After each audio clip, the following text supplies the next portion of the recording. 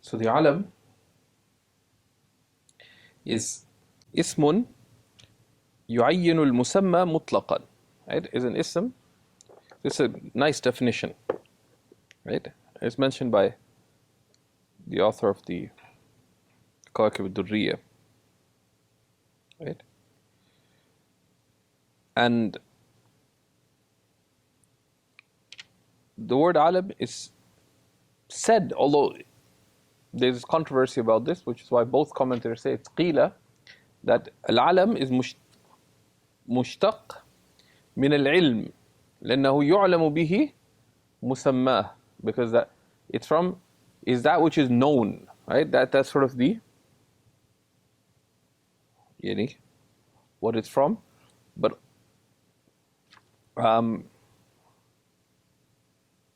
or أو لأن الغالب لأن غالب مسمياته أولو العلم, like both of that which is named are those who have the capacity of knowing. That's a weak. Or من العلامة, from a sign, لأنه علامة على مسماه, because the alam is a sign of what it's named, what it's a name for.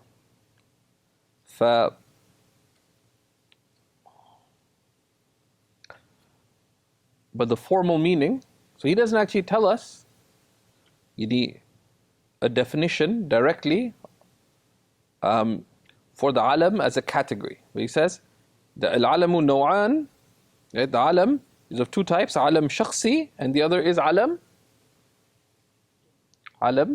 jinsi, right? So he defines for us the alam al-shakhsi and the alam al-jinsi on their own. From them, one could sort of go backwards and have a definition, if one wished, of the alam itself. But we shared one definition, right? Which is ismun yu'ayyinu al-musamma mutlaqa. So, and this gives us some clarification, because the rules that apply to the alam and the different types of alam, some which he mentions here, but also these are concepts that will serve us later as well. There's some rules that if you mention someone's full name, there's a tertib, lazim, between some things, some components, between the ism, the laqab, and the kunya. Some things you have to observe order for, in at least in the more proper Arabic, and some where there's choice. So he tells us, rahimahullah ta'ala, al-alamu naw'an, shakhsiyun wa huwa ma wudi'a li shay'in bi'aynihi, ay li shay'in mu'ayyan, for a specific thing. La yatanawalu ghayrahu, it does not apply to other than it. كزيد وفاطمة ومكة وقرن. Right? What is qaran?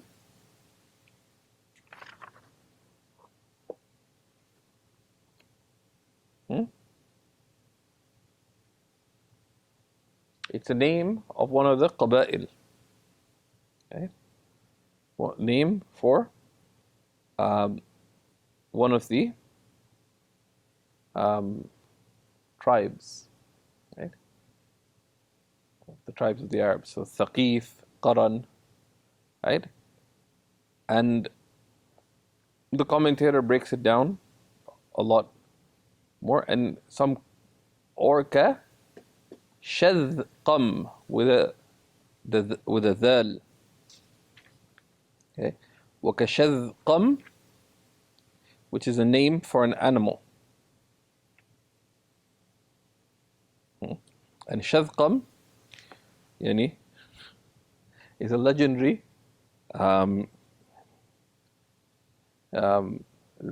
camel, like historic. يعني شذقم من أعلام الدواب، فإن شذقم علم على فحل من الإبل كان للنعمان بن المنذر. And this is apparently some great camel. وإليه تنسب الإبل الشذقمية. And the Shadhqami camels are descended from a great camel owned by a Nu'man ibn al-Munzir called Shadhqam. Right? My copy says it with a dal, but Allahu alam, it's, what do you have? Yeah. So the critical edition that I have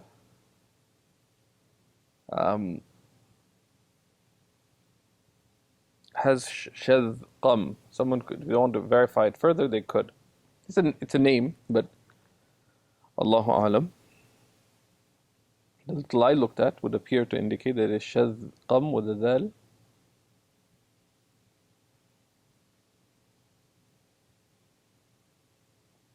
Right? And Nu'man al-Munzir was one of the kings of the Jahili period. He died 15 years before the Hijrah. But anyways, كشذقم وشذقم وقرن اسم قبيلة. And of course, there's no issue that there's multiple people named Fatima, but that name was given to that specific person. It does not apply to others. Right? So the fact the same name was applied to multiple different people was not for any shared meaning between them or anything. Right? And so the ulama, of course, asked that. Right? Because, and you can read in Kawakib how that works, but basically, that each wada is specific. So someone was named Zain, right? So that name was given to you ala ta'yin. Right? We won't say all of you are named Zain, right? Like as we wada'in wahid. That's not adatan, at least how names of things are given.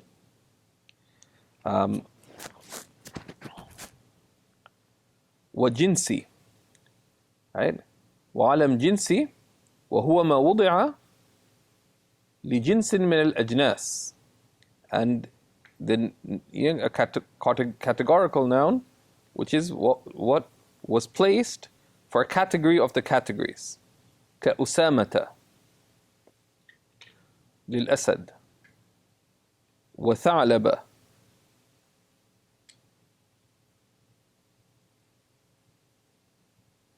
What do you have? Yeah, وثعالة للثعلب وذؤالة, right, للذئب. So this is ism, this is alam jins. It's a name given for a category, right? So Usama applies to the category of lions.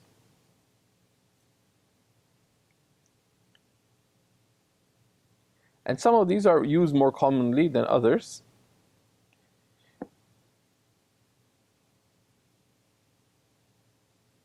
Do you have the Aqrab one? So some editions mention here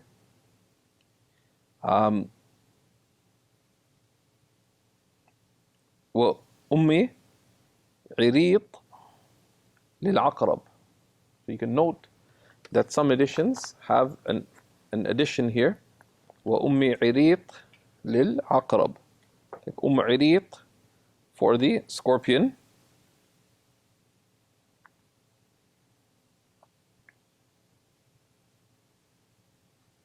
Because these are something by which These are identifiers for a category.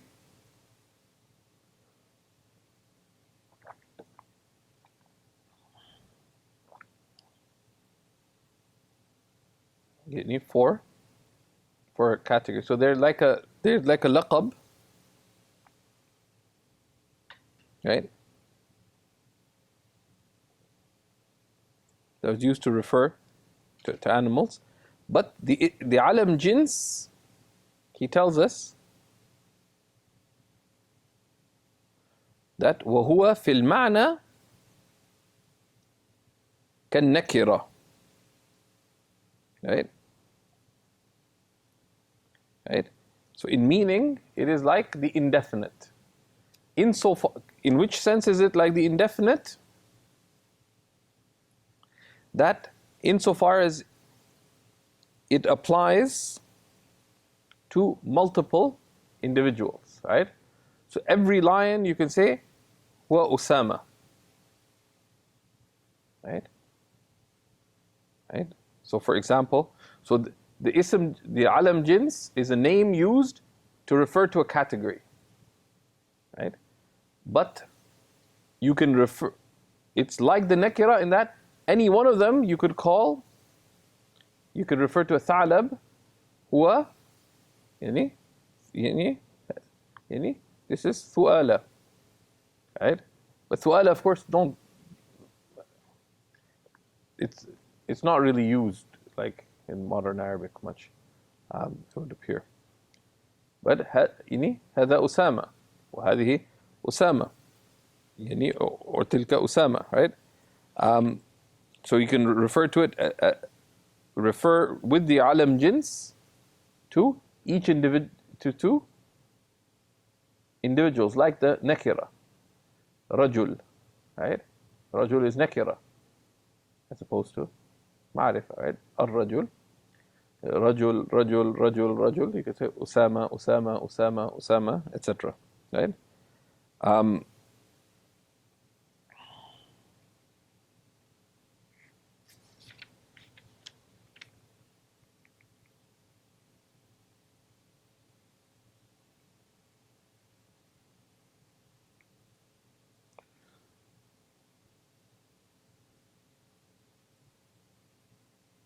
وهو في المعنى كالنكرة لأنه شائع في جنسه. لأنه, and it's like the nakira because it applies across its category. فتقول لكل أسد رأيته هذا أسامة. هذا أسامة مقبلا. This is Usama coming. Right?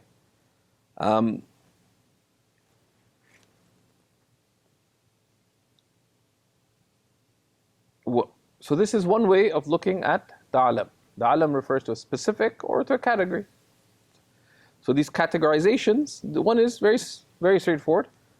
The alam refers to either an individual or to a category. Another way of classifying it is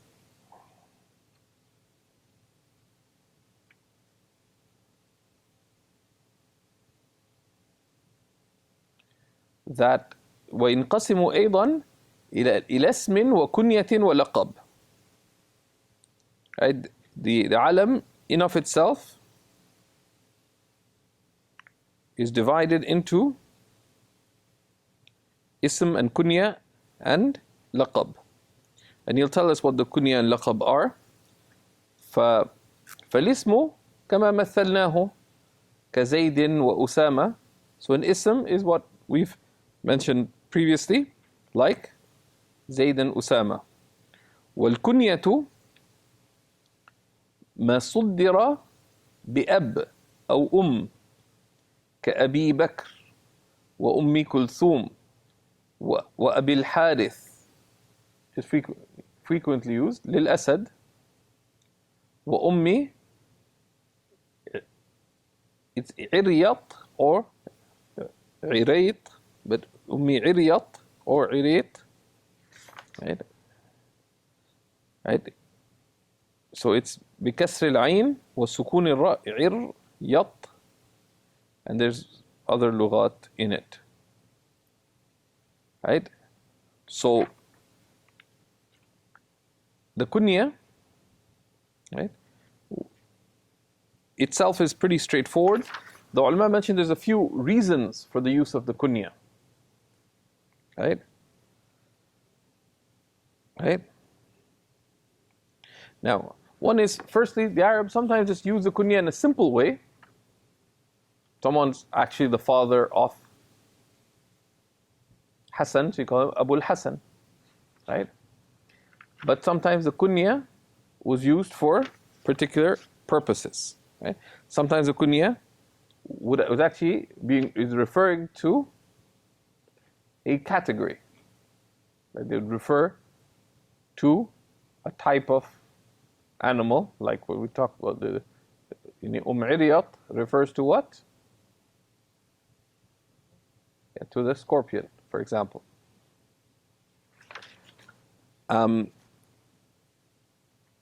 So there's a nice breakdown in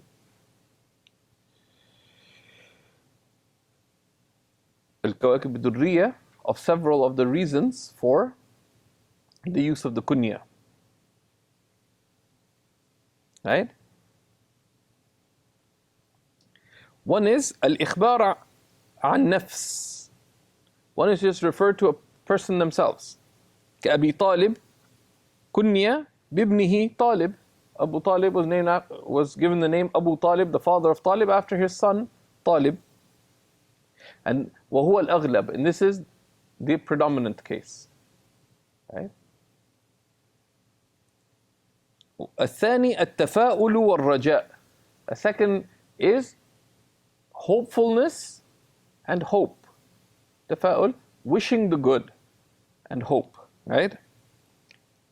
كأبي الفضل لمن يرجو ولدا. So someone doesn't have a child, the Arabs have it, they call him Abu al-Fadl, the father of bounty. Hoping for a son who would have virtuous qualities, for example. Right? So when I was in Damascus, one of the teachers told me randomly, he said, you should use the kunya Abu al-Ula. Only one problem, my wife thought it was hilarious, because it was like Abu Lola. Okay? It's Abu al-Ula. You want me to call you Abu Lola? So she thought it was a real joke. I said, one of the Shaykh said, okay, so let them refer to you that way.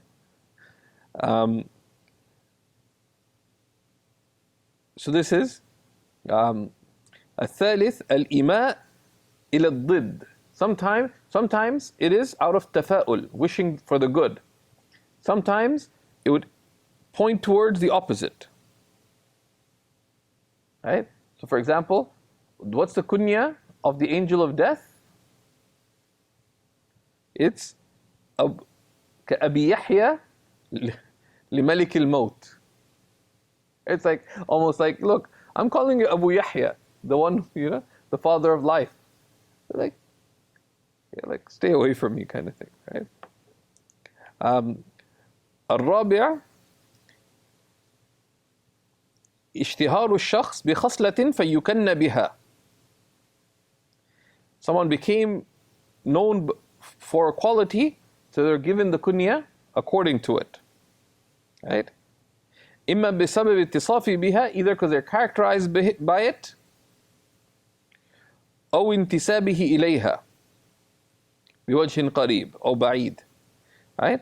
Or because they're ascribed to it, either for good reason or a far-fetched reason. Right? كأبي الوفاء. Like, so, frequently they call someone whose name was Ibrahim Abu al-Wafa. Because Sayyidina Ibrahim was characterized by Wafa. وأبي الذبيح لمن اسمه إسماعيل. Right? أو إسحاق. And he says ومن هذا القبيل غالب كنى الحيوان. Right?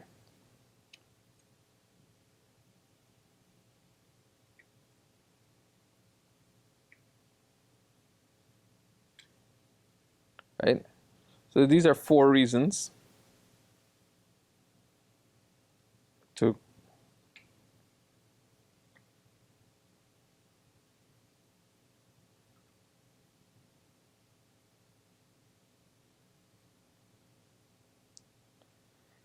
And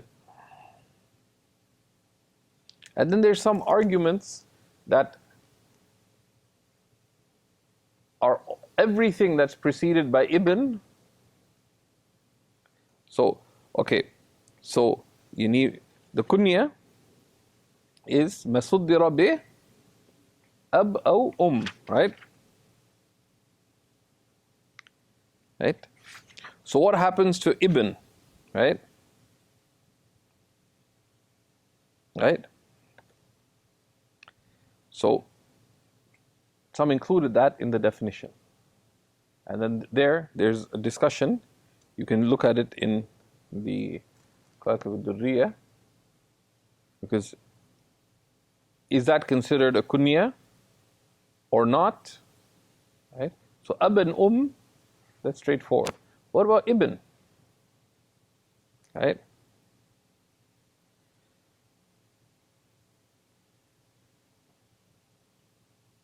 So some of the grammarians included that because it was used, right? It wasn't always like Ibn Ahmad, like someone will be called Ibn Zayyat, for example, right?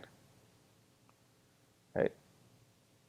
Not because his father's name is Az-Zayyat, because father's famous as being the Zayyat, so they're ascribed to him. So it has a, so it's being used as a kunya, right? And that's a separate discussion. The other discussion about the kunya is that does the kunya entail ta'zeem of the mukanna, respecting them, or the opposite, or putting them down, like if it's a negative one. But the general case is it ta'zeem of the mukanna. And the ulama had taraddud on this, right? So some of the, so Sahib al-Kawakib says that al-Radi, and al-Radi, you'll see his name floating around. It's Radiyuddin al-Astarabadi, who wrote a commentary on the Kafiyah of Ibn al-Hajib in Nahu. And very significant work, especially in the eastern lands of Islam. Although it's interesting because if you see where Ibn Hajib's from. But, so he says that no, the kunya does not itself entail ta'zeem, respect of the mukanna, the one who's given the kunya, but others, Ad-Damamini, who has a Hashia on the Mughni al-Labib, etc., they disagree. So there's a difference on that. But broadly, Imam Nawawi mentions that, so the kunya is sunnah. The kunya is sunnah, but there's an adab to it. Having a kunya is sunnah, but the kunya is used, right, either by being given to someone or bil ishtihar, or by becoming famous. But giving yourself a kunya, Imam Nawawi mentioned it is makruh, because it is from tazkiyatun nafs. My name is Abul Fadl.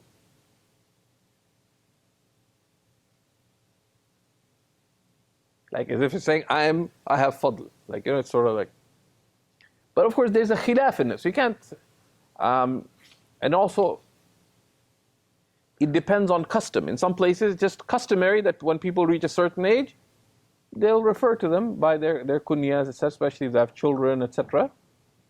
Right? It always got me in trouble in Damascus, because people always ask, like, "Tamzawij? Naam, anta Abu Ish." And they say, "You don't have children?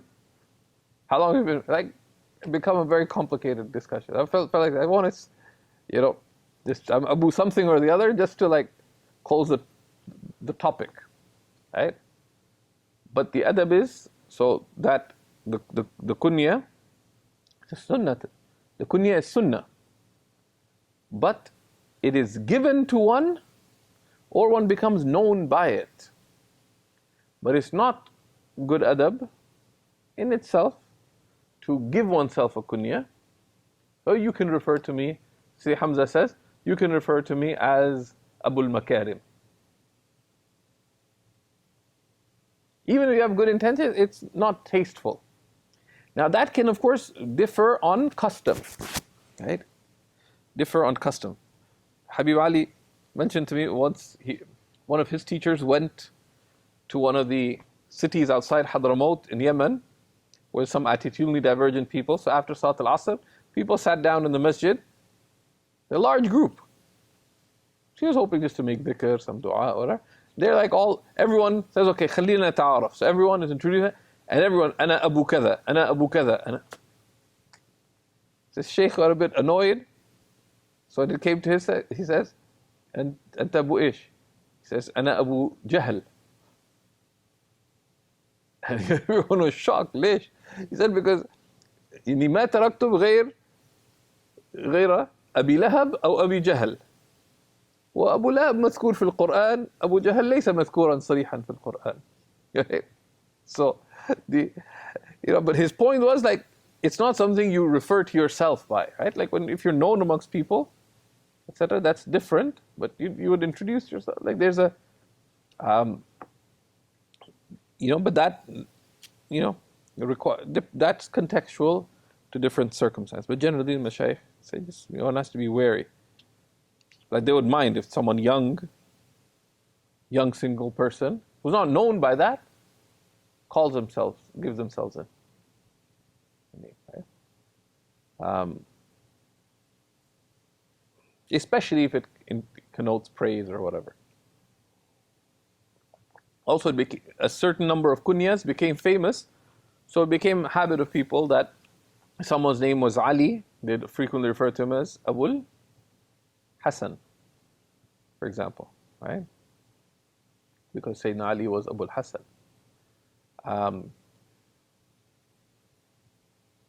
So someone's name is Umar, they're often referred to them as Abu Hafs, because there's a number of kunyas that became a norm among the ulama frequently. There's a number of these kinds of conventions. Many ulama were named by, in this classification that we looked at, they didn't have a child by that name, like Abul Ikhlas for Imam Ashrun Bulali. Right? Many of them didn't like their kunyas. They didn't like praise and stuff, but they're given.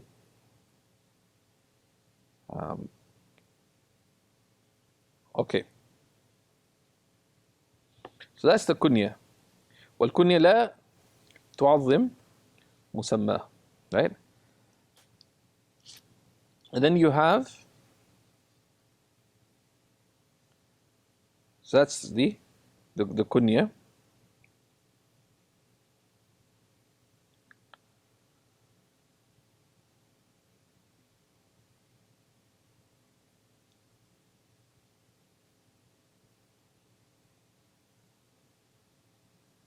So we mentioned the ibn, right, etc. There's khilaf on that, and you can find it.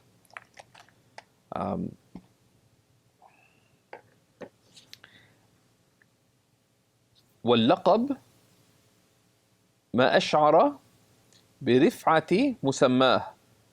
The laqab, like a title, a descriptive title that expresses the respect of the one named, كزين العابدين, right? Which is the name for, which is a laqab for Sayyidina Ali ibn al-Husayn ibn Ali ibn Abi Talib radiyallahu ta'ala anhum ajma'in. Right?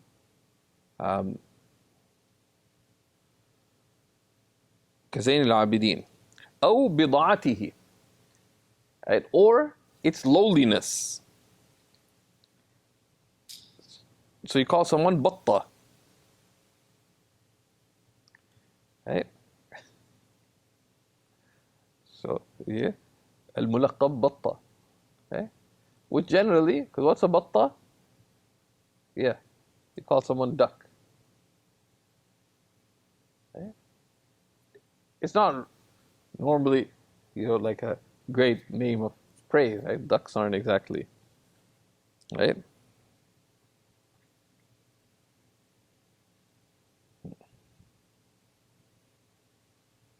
Right? What? And some of these have historical contexts which are tempting, but we won't go into them. كبطة وأنف الناقة, like camel nose, which is actually the name لق- لقب جعفر بن قريع, right? And there's a story behind it. سبب جيران هذا اللقب عليه أن أباه ذبح ناقة وقسمها بين نسائه. So the father of Ja'far ibn Qurayya slaughtered a ذبح ناقة وقسمها بين نسائه, and distributed amongst his women. فبعثته أمه إلى أبيه فلم يبقى إلا رأس الناقة. Okay? So then the mother of Ja'far sent him to go to your father, and nothing remained but the camel's head. فقال له أبوه شأنك به فأدخل يده في أنف الناقة وجعل يجره فلقب به. There's this curious story behind why a particular man became known as أنف الناقة. Because all that remained when he got to there was the head, maybe with the neck of the camel. His father got upset. Okay. He went to his father. His father said, "It's yours." He dragged it he stuck his fingers in the camel's nose and he dragged it back. It became known as Anf al-Naqa. Anyways, so this is the laqab.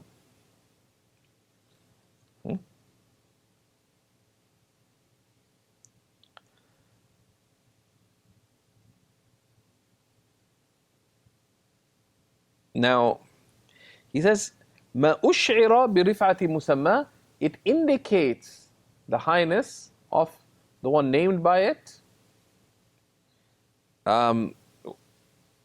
because some earlier grammarian says ما دل على رفعة مسماه, but not necessarily, because people gave alqab where they were not deserved. So أشعر, it would indicate, it gives that indication, but it's not. Madalla, dilala is direct. Ush'ira, it gives the sense of, right? So he used careful language there, right?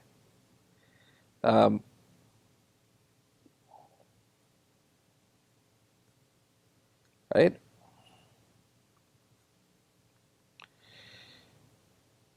Now,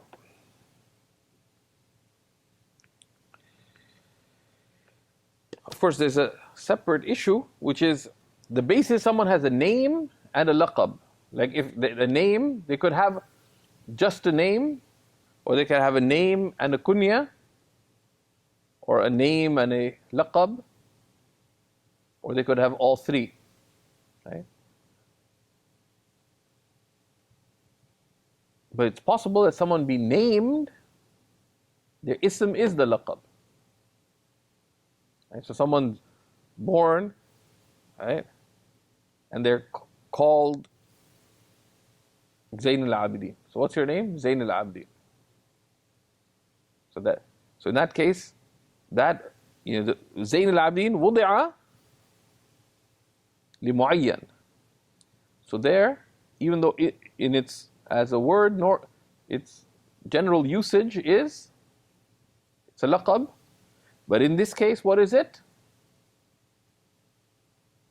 It's alam, right? So someone's called Fakhruddin, right? Originally, this would be a laqab, right?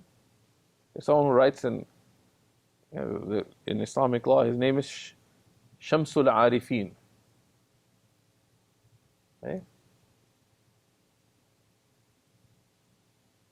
Now, originally, someone would be have whatever their name is, and they'll be known as. So, for example, Ibn al-Farid, who actually has an ism, right? His kunya is Ibn al-Farid, and his laqab is Sultan al-Ashiqeen, right? Like, he wasn't, when he was born, he wasn't named, your name is Ibn al-Farid, right? But that's sometimes people get. Now, generally, the laqab, again, you don't self-laqab. You can call me whatever, right? Like, for the same reason, because the indication of the laqab to rif'a is more direct, right? So one would avoid it, right?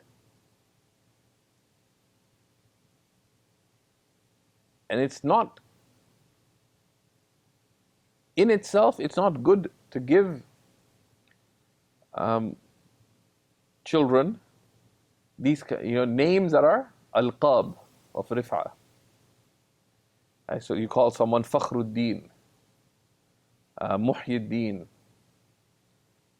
right? Because these are big claims, and it's better for it to be a laqab. If you want to use something like that, min bab al-tafa'ul, you call someone, you give them a laqab, right?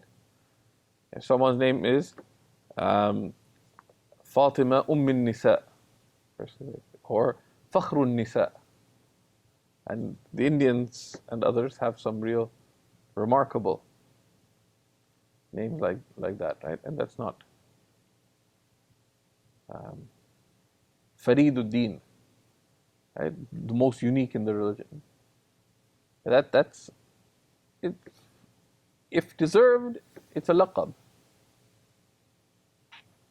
Okay.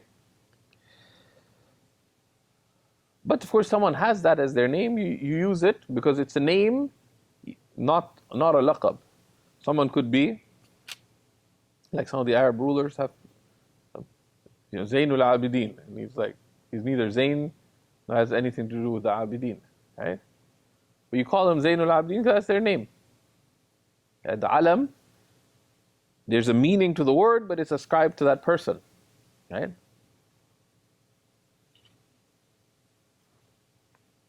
Okay.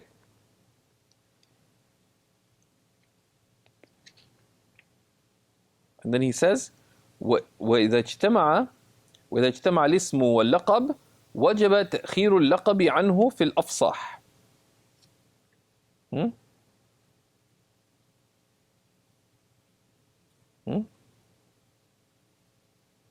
Right? If the ism and the laqab are found, then the laqab has to come second, because the laqab is placed to do what? ما أشعر برفعة مسماه أو ضاعته, right? But who is the musamma? Like, who are you calling Zainul Abidin? They say Ali Zainul Abidin, right? For example, right? نحو جاء زيد زين العابدين. You have Zayd Zainul Abidin? Yeah. Right? Because otherwise, the fa'idah of the laqab is sort of being missed out on. So you're saying this elevates the one named, but nobody's been named yet. Right? So this is afsah. But there is a basis for the other. Okay?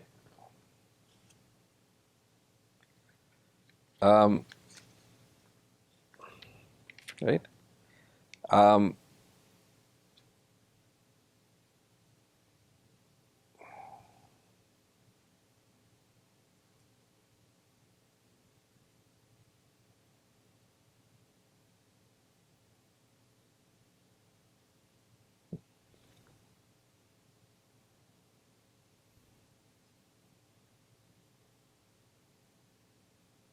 And there's some discussion on this, right?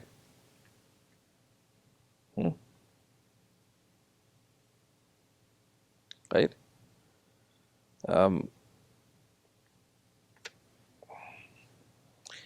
Because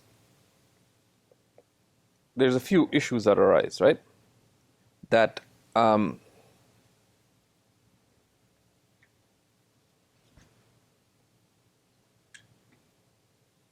one is that if it's a singular laqab, it is very frequent to put it after the name.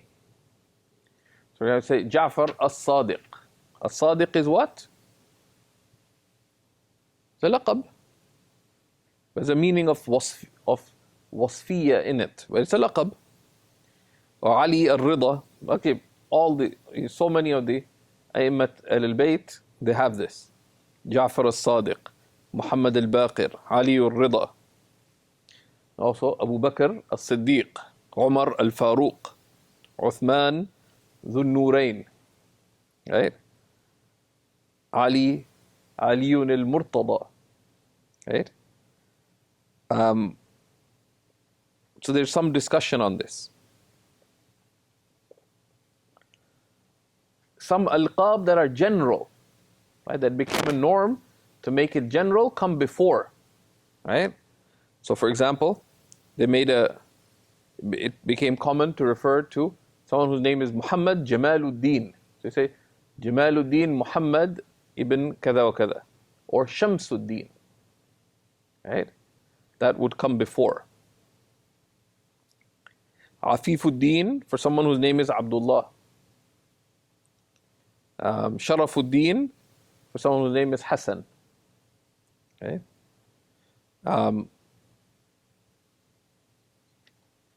Right? Because it became a general, so the laqab there becomes like a title. Right? So there's a lot of discussion about, to simplify this. This is more a dabit than a criterion. So the basis of the laqab is that it conveys praise, right? Or blame, right? That's what it's supposed to indicate. So when it's indicating that, then the afsah is what? Where does it come? You put the name first, and then you put the laqab second, right? But even when it's singular, like the examples we gave, but then, so you say Abu Bakr as-Siddiq, etc., right? The laqab comes second, and it has a sense of wasfiyya. But when does it come? When does the laqab come before? When it's become a general norm, because then it resembles a title. It doesn't have the meaning of praise per se, or like a descriptor, right? But rather, it becomes like a title, right? Just as you call someone Shaykh al-Islam,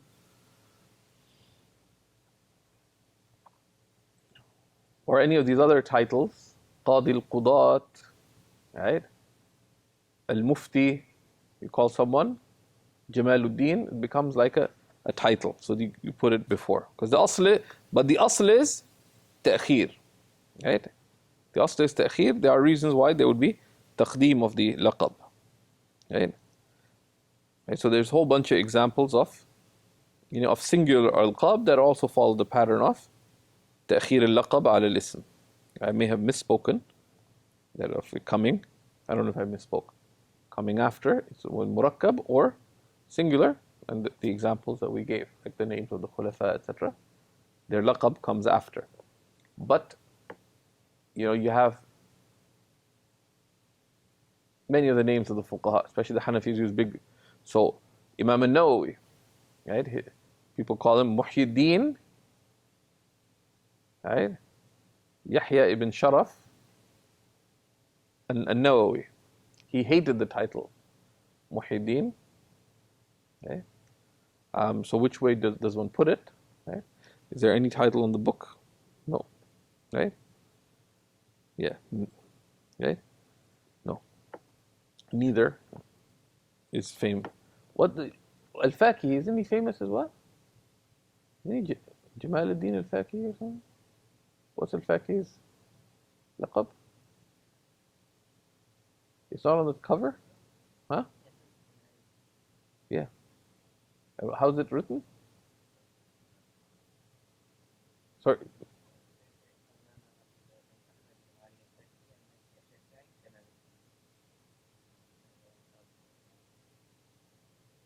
Yeah, that's smart. But very often you'll see it listed as Jamal al-Din, kada wa kada, and because that became like a title. Okay. So إذا اجتمع الاسم واللقب وجب تأخير اللقب في الأفصح. And we saw the examples. ويكون اللقب تابعا للاسم في الإعراب. And in this case, the laqab follows the ism in its i'rab. في الإعراب أو في إعرابه. There's two versions. تابعا للاسم في إعرابه. It would be considered badal or atf bayan. We'll come to that one. إلا إذا كانا مفردين فيجب إضافة الاسم إلى اللقب. Unless both are singular, then one makes إضافة of the ism to the laqab. نحو جاءني سعيد كرز. سعيد كرز. With the إضافة of سعيد to كرز. Right? And this is خلاف الأصل as explained by, because the asl would be, one should not be making إضافة there, but it is based on the usage of the Arabs. Okay. ولا ترتيب بين الكنية والاسم. And there is no order required between the kunya and the ism. So you can say قال أبو بكر سعيد, or you can say قال سعيد أبو بكر. Right?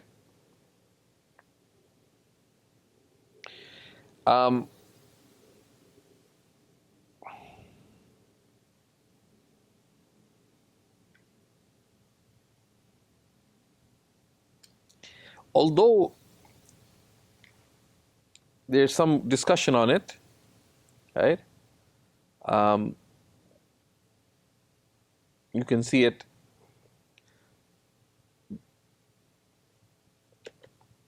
in al-Kawakib ad-Durriya, because you could, in theory, say قال أبو بكر سعيد or قال سعيد أبو بكر. Right? Some of the grammarians said that the more correct thing is to put the kunya first, lest it be understood to be a laqab. Right? Particularly if it has, so you say, قال أبو الإخلاص حسن بن عمار الشرنبلالي. Right? So it's clear that Abu al-Ikhlas is a kunya and not a laqab. But you could also say قال حسن بن عمار أبو إخلاص الشرنبلالي. Also because it could confuse. Because is that Abu al-Ikhlas referring to Hassan ibn Ammar, or is it referring to the person afterwards? And there's, but there's back and forth about that. And sometimes one sort of has to get a feel between what is classical usage and also what is contemporary usage. How do people speak? And they're often, what is considered more proper in formal speech is one thing, but if you introduce somebody, right, in many places they'll think it's very strange. You can say, قال الإمام حسن أبو الإخلاص الشرنبلالي. They'll wonder, like, where do you come from? Why? Because language is based on usage as well. And when you're speaking in a time and a place, the urf there is of consideration, right? Like last night I was texting one person, I got in another text from a Syrian, an older Syrian brother, because having some program here. So it was funny, I smiled to myself because the one person was like direct, but the Syrian was going to say, okay, this is going to take some time, because you have to like, a lot of small talk and a lot of this, and Abu this and that, and all, he's Abu what? Right? Because, like, I generally know him by first name, but he refers, but I always forget what Abu what. I didn't, right? Because that'd be much better, but I couldn't remember it, right? And, but there's all this, and that's norm, because language is based on ad.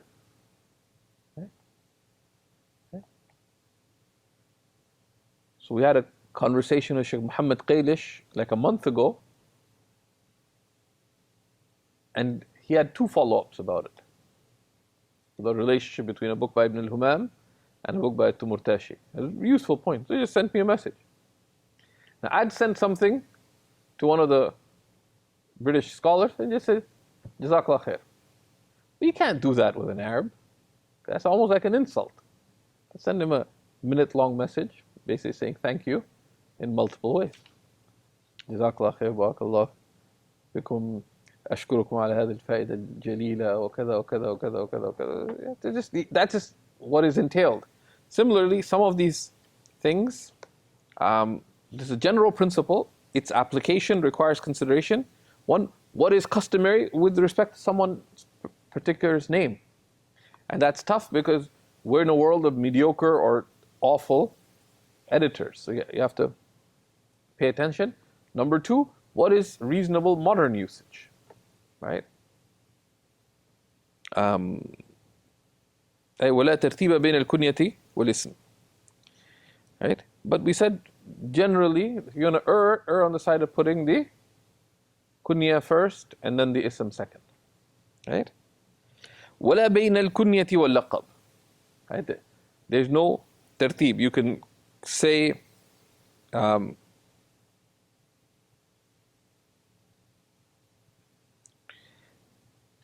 there's a lot of discussion on this one. You can leave it to its place. Like, what would be an example?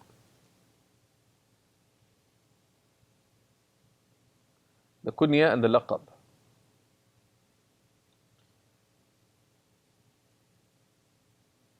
Someone's kunya is, that's Imam an-Nawawi's kunya, Abu Zakaria. I got really excited about that Shaykh, someone classified a manuscript of a commentary on the 40 Nawawi as Sharh Shaykh al-Islam Zakaria al-Ansari. al-40 Nawawi. Like, oh my God. Because anything written by Shaykh al-Islam Zakaria al-Ansari is like Shaykh al-Islam level. It's amazing. Very excited. Went to pains to download it. Turns out it was Abu Zakaria. What's his name? Yahya bin Sharaf. Abu Zakaria is his kunya. So you have Abu Zakaria and his laqab is Muhyiddin. Right? So is there a required order? No, but there is a norm, right? So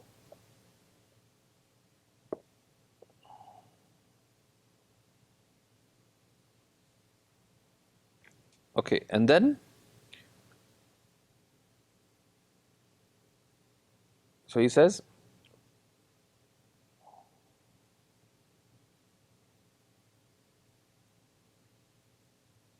ولا ترتيب بين الكنية والاسم ولا بين الكنية واللقب.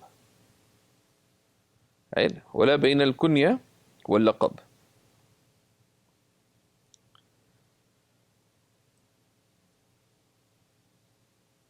And then he says, وينقسم العلم أيضا إلى مفرد ومركب. Okay, so the alam is also divided into mufrad and murakkab. Right? So the mufrad here has a particular usage. The mufrad can be referred that indicates one, but mufrad here is mufradun عن التركيب. It's مفرد ما ليس مركبا.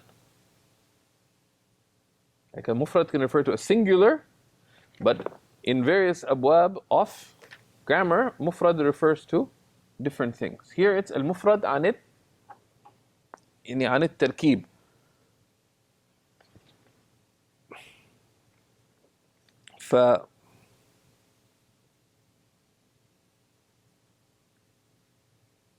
That's why it's وينقسم العلم أيضا إلى مفرد ومركب. Right? It's singular or composite. Right? Right? فالمفرد كزيد وهند. والمركب ثلاثة أقسام. Right? And these are interesting. The first is the regular مركب إضافي كعبد الله وعبد الرحمن وجميع الكنى. The kunyas are all what? مركب. أبو بكر, أبو هريرة, etc. Right? Okay. Kuna is plural of kunya, as you know.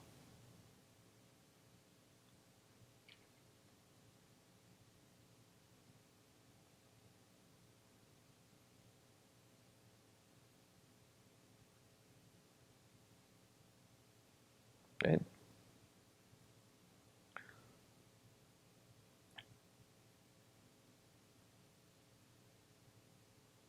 ومركب مزجي. Right? And the second type of murakkab is murakkab masji. So the murakkab idafi is the default, is a simple murakkab. There's idafa of one thing to the other. The first juz we make i'rab of according to the awamil. The second part is majroor. Right? Bil idafa. Right? Now the murakkab al-masji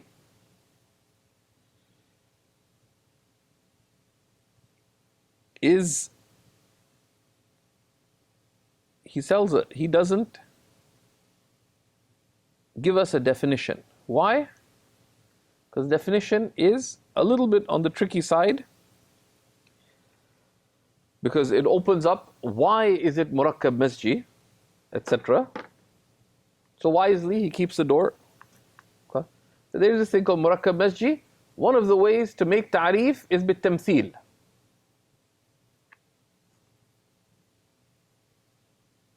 Like this and this. Okay. You know, what's a pen? You know, what are writing instruments? They're things like pens, pencils. They actually define what's like.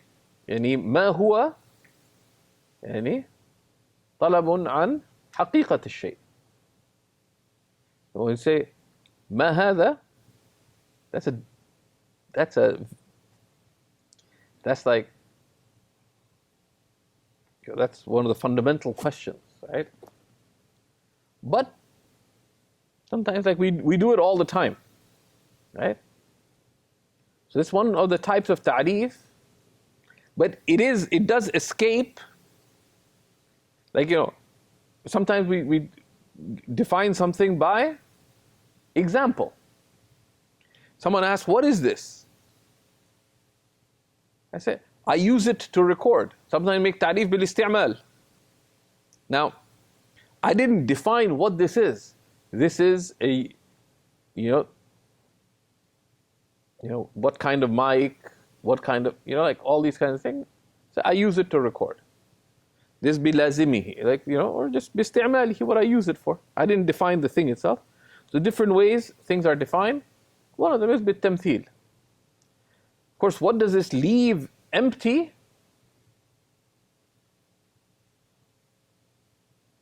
الأصل في التعريف يعني أن يكون بالماهية, right? The basis of definition is that it be with the reality of something. With the reality of something.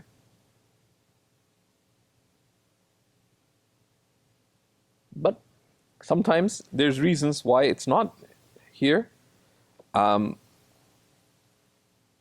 Right?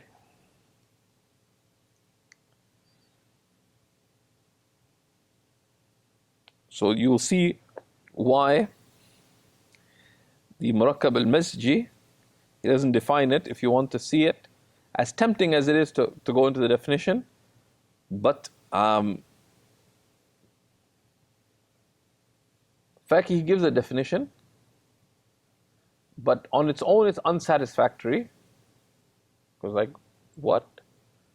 There's slight explanation in the Kawakibi, but basically it's two words that have the descriptive explanation of it, that it's two words that have come together such that though the origin is clearly and identifiably two words, they've come together in such a way that the i'rab of them is not, both the meaning and the i'rab is not in accordance to the two parts of the words. Rather, they're treated as if one word, right? Right?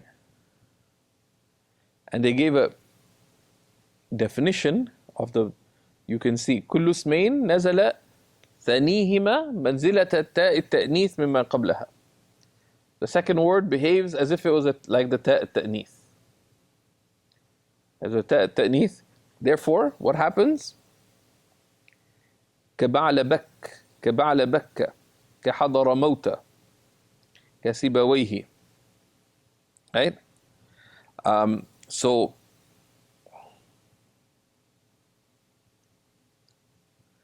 right? So Ba'labak, right? And Hadramaut, name for two lands, one is in Sham and the other in Yemen. والأصل فيهما قبل التركيب بعل وبك and حضر وموت. فامتزجا, so they mixed together. وصار كالكلمة الواحدة, they became as if one word, right?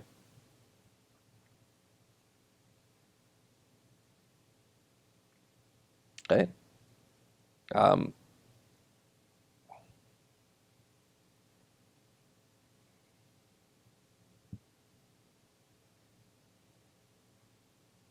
Right?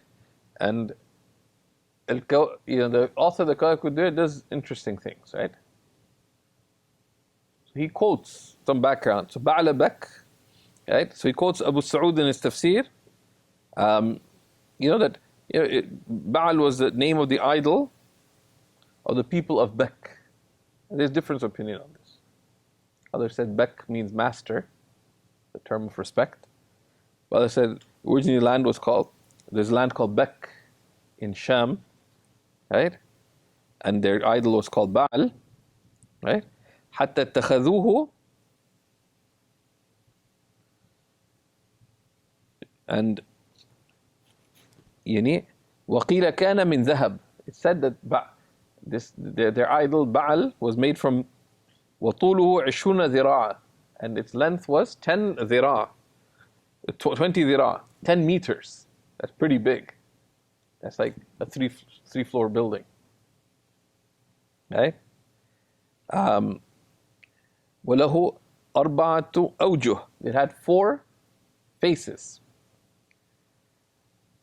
فتنوا به. They were dazzled by it. وعظموه, and they respected it. حتى أخذوه حتى أخدموه ب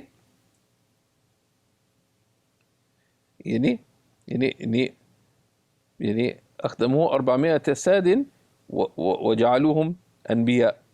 They had 400 people serving him, and they considered him like prophets, right? And there's all kinds of interesting stories around Baal.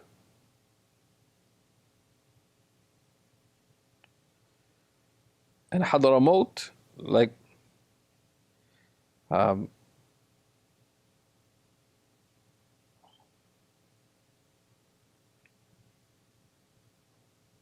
so you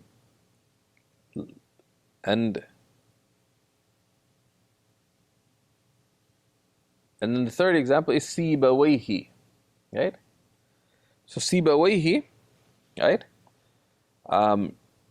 It's مبني على أفصح اللغتين, right? And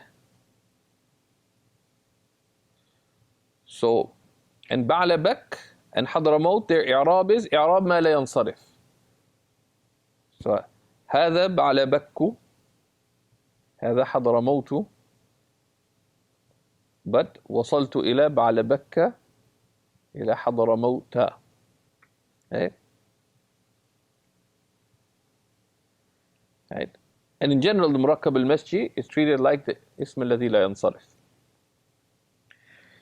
Unless it's the ending is way, like Sibaway, then it's mabni.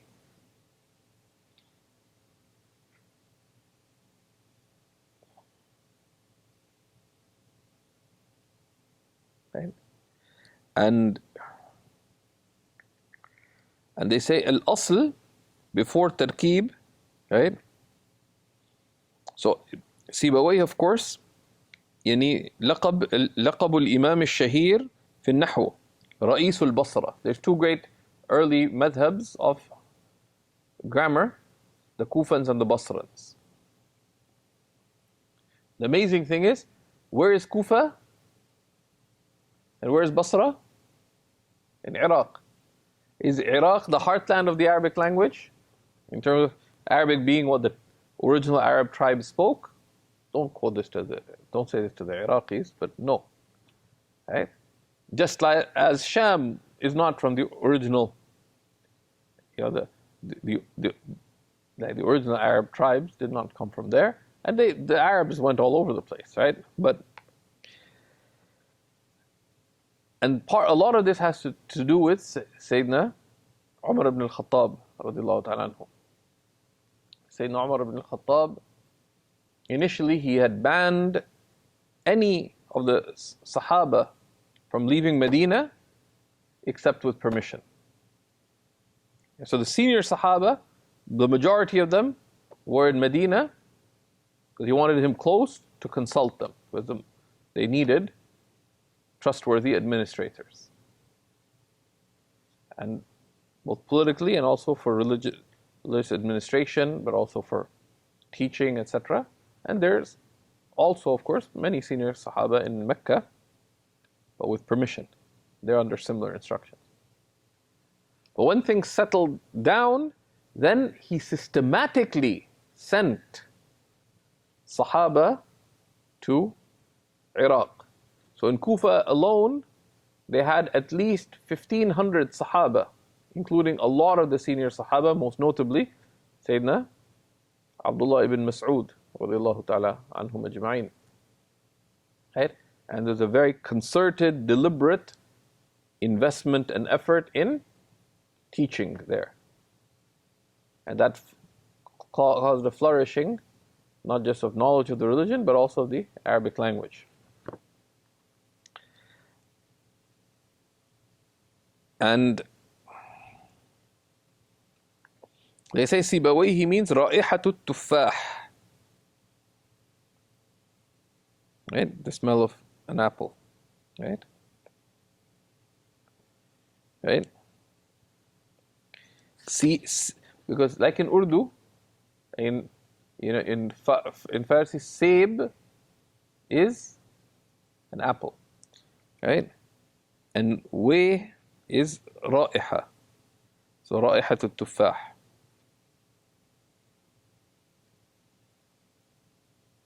And it is said that everyone who heard him, who smelled him, could smell an apple-like smell from him. Others said it's because he كان يعتاد شم التفاح. He used to smell, but these are all speculative, right?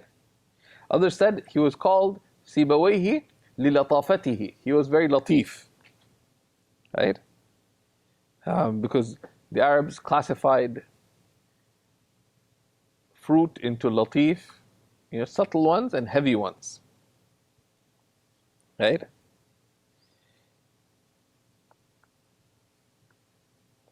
Right?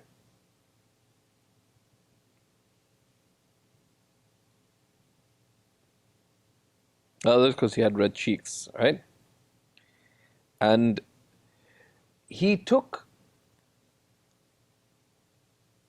and there's a nice, you can read the details in Al-Kawakib Durriya. He has, somewhat lengthy, a half-page footnote here, but, right? The main teacher of Sibawayh was Al-Khalil ibn Ahmad. And Khalil ibn Ahmad was the author of the first dictionary of the Arabic language, right? Kitab al-Ain. He also is the one who put together who identified comprehensively the meters of Arabic poetry through hearing metal workers and the way they hit the metal. Oh, that sounds like this. They identify that there are patterns. All Arabic poetry falls under those patterns and none other, right? And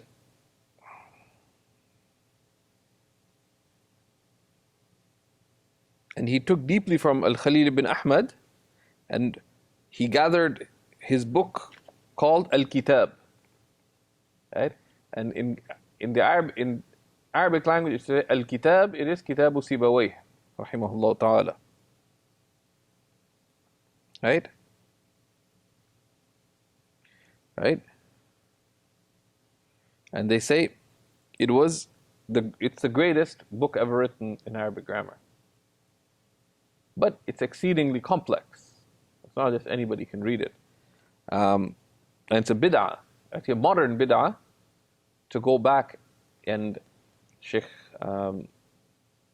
Mahmoud Shakir, the great specialist of the Arabic language and a good man, he's quoted by Shaykh Muhammad Awam as a beautiful book called Adab al-Ikhtilaf. And one of the reasons why there's so much khilaf is because people left the method of learning. There's a number of madahir of leaving the method of learning. One is people would say, okay, let's just forget all these complicated books. Let's go back to the early books. Where the early books, they're not easier, they're just bigger. And they're like the desert. You're going to get lost in it. And amongst them, through the Al-Azhar, they start saying, well, who wants to read all these complicated shuruh and hawashi on the Alfiyah? Let's go back to Kitab Sibawayh. It's much more eloquent, much more, and this is fihi al-asala wa fihi, all these things. Also, part of it's defeatism, saying we are defeated people and we lost. No, instead of appreciating what you have and recognizing what's good in it, so it's a defeatist mentality, right? But it's the greatest reference book, greatest classical work, and the people who came after, and you can see the sanad of Arabic grammar, right? So, who took from Sibawayh, etc., how it went through, and then how it got to the likes of Az-Zamakhshari, and then from Zamakhshari's work, what those post-Zamakhshari did till it got to things like the Kafiya, etc., etc. So that, but here, Sibawayh took from Al-Khalil ibn Ahmad, right? And Al-Khalil ibn Ahmad took the sciences of Arabic from his Shaykh Abu Amr ibn al-Ala, who was one of the 7 Qurra of the canonical recitations, right? And Abu Amr took from the students of Abu al-Aswad al-Du'ali. So this is an important chain to remember, right? Sibawayh took from Al-Khalil Ahmad, the author of the first Arabic dictionary, and Khalil Ahmad took from Abu Amr ibn al-Ala, one of the 7 Qurra of the canonical recitations.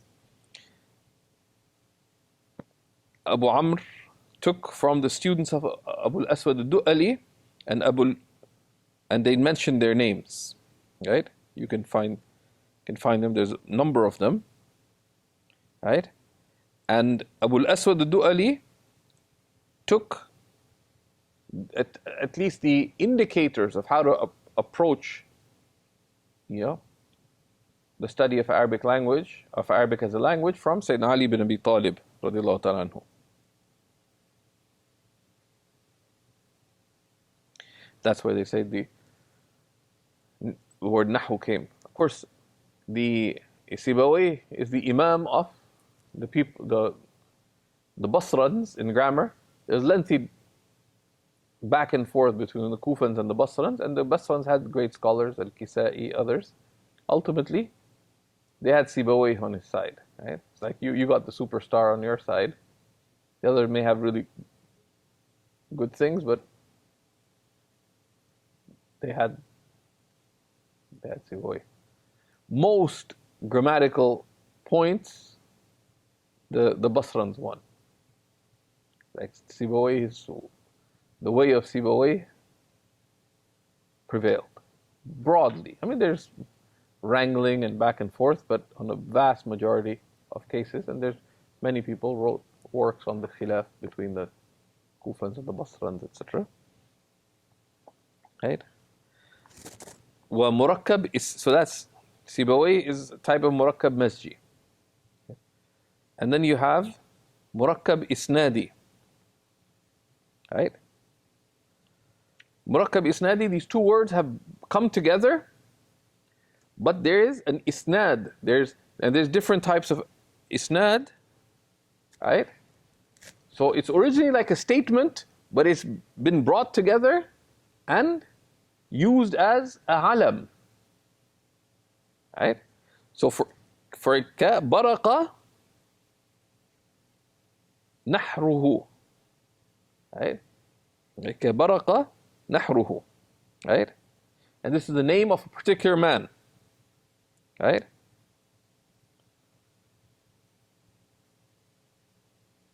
Right? They called, right?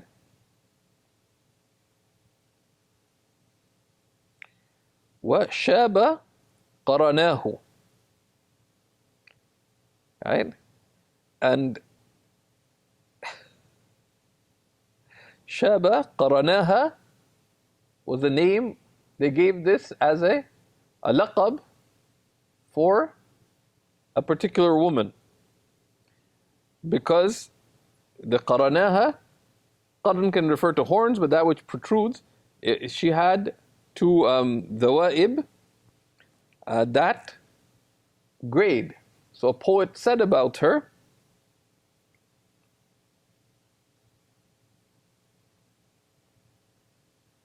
right?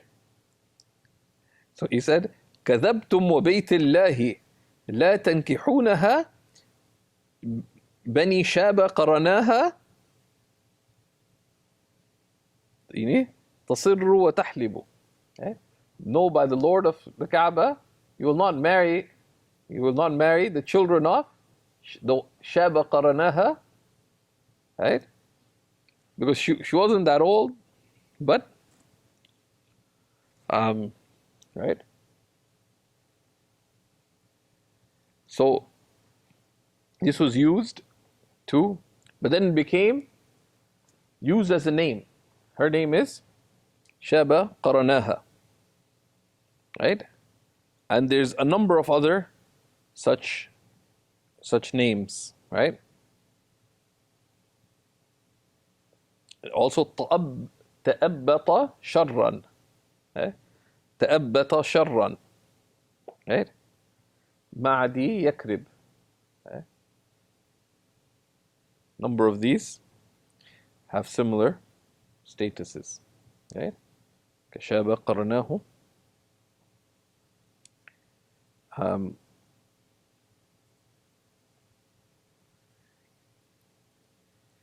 So this is the alam.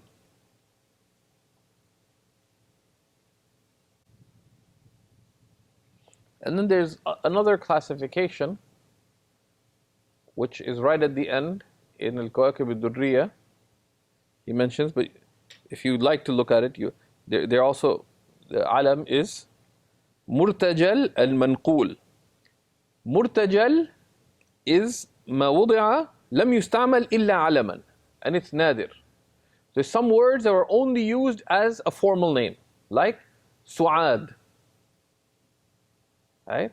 Su'ad is not used except as a alam. Right? And the second type is manqul. وهو الذي وضع غير علم ثم استعمل علما. It was originally, it has an original use as other than alam in Arabic, but then became used as alam. Right? كفضل وحسن وزيد ثور منصور محمد. Right? These all have lexical senses, and then it became used as a name.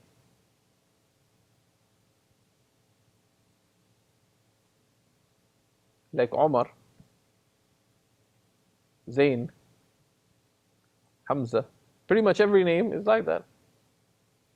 Okay? Someone's name is Yusr. Someone's name is Bushr. Or Busr, let's say. Okay?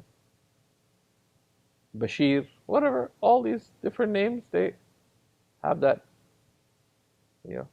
Fatima, Aisha, they all have, some usage in the Arabic language, and then became alam, and sometimes became just famous as alam. But so that's called alam manqul. And the murtajal is only used in this particular, like the divine name.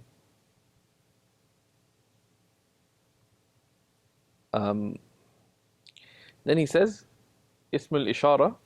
We'll stop here for today. Right?